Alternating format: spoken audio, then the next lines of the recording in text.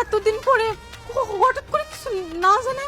আর 40 দিনের ছুটি পাইছি, তাই তো বাড়িতে চলে আসছি। তাই বলে তুমি আমার কিছু জানাবা না? একটা আয়োজনের ব্যাপার ছিল না?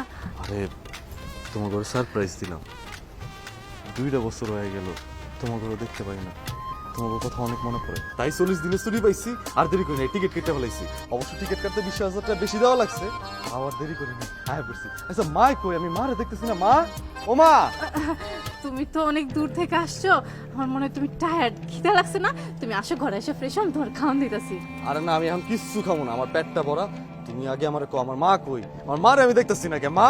আর মার কথা বাদ দাও না, তুমি ভিতরে চলো। আরে আমি ভিতরে যাবো না, আগে কো আমার মা কই? সব তোমার পরে কমনে, এত দূর থেকে জার্নি করে আইছো, তুমি আগে ঘরে চলো। চলো। আরে কি এর পরে কইবা?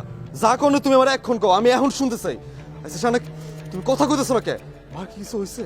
মায়ের বাড়ি নাই। মা বাড়িতে নাই মানে? মা কই গেছে? কখন আইবো? উনি আর আইবো না। আইবো না মানে? আচ্ছা ঠিক আছে, মারা আমি এখন ফোন দিতেছি।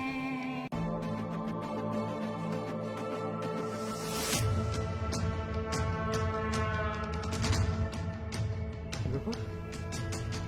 মায়ের নাম্বার বন্ধ কেন? নাম্বার তো বন্ধই থাকবো, এটা তো স্বাভাবিকই।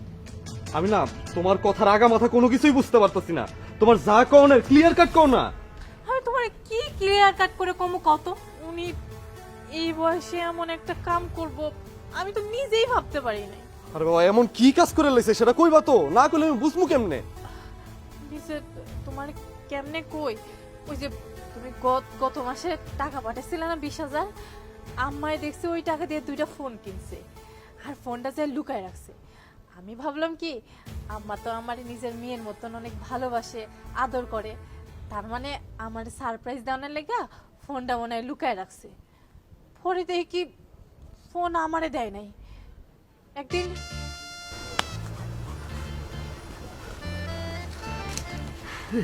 সেই কখন থেকে এখানে দাঁড়ায় দাঁড়ায় মশার কামড় খাইতেছি, হাত পা ব্যথা হয়ে গেছে গা মশা মারতে মারতে। এই যে আমি আইসা পড়ছি, ধৈর্য ধরো। শোনো, সবুরে মেওয়া ফলে। কচু পলে? আচ্ছা, তোমার আইতে এতক্ষণ লাগলো কেন? হ্যাঁ আল্লাহ, আমি কি কলেজ পড়ুয়া মাইয়া যে বাপ মায় ঘুমাইলে তারপরে পলায় পলায় এমন? আমার ঘরে পোলার বউ মাইছে জানাজানি হইলে কেলেঙ্কারি হয়ে যাইব।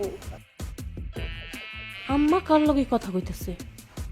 জয়নাল চাচা না?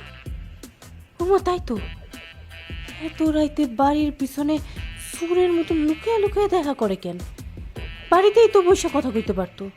এই কেলেঙ্কারি হইবে দেখে তো এত রাইতে মনে কর যে রিস্ক নিয়ে আইছি, যে সাপ যোগ কোনো কিছুর ভয় করি নাই। ওই যে রাসেল ভাইপার সাপ আছে না, এটারও ভয় করি নাই। আর ডরাইতে হইব না, আর ডরায় ডরায় দেখা করন লাগবো না।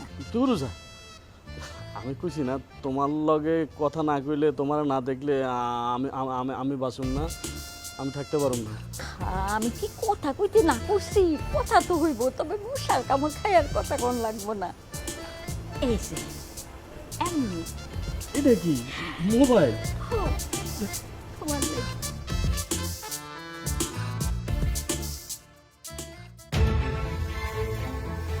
তারপর একদিন সকালবেলা ঘুম থেকে উঠে দেখি আম্মা তার ঘরে নাই। আমি আম্মারে না দেখা পুরা বাড়ি তন্ন তন্ন করে খুঁজলাম, কোথাও পাইলাম না। মনের মধ্যে কেমন জানি একটা খটকা লাগলো, তাই জয়নাল চাচার বাড়িতে গেলাম। ভাবলাম আম্মা বুঝি তার বাড়িতে আছে। পরে দেখি কি তার ঘরেও তালা ঝুলতেছে। এখন তো আমার খটকা বিশ্বাসে পরিণত হইল, জয়নাল চাচার লোকে আম্মার প্রেম, তাদের মধ্যে একটা সম্পর্ক আছে। জয়নাল চাচাও একলা, তার তো কেউ নাই, তার মানে এরা দুজন মিলে ভাইকে গেছে।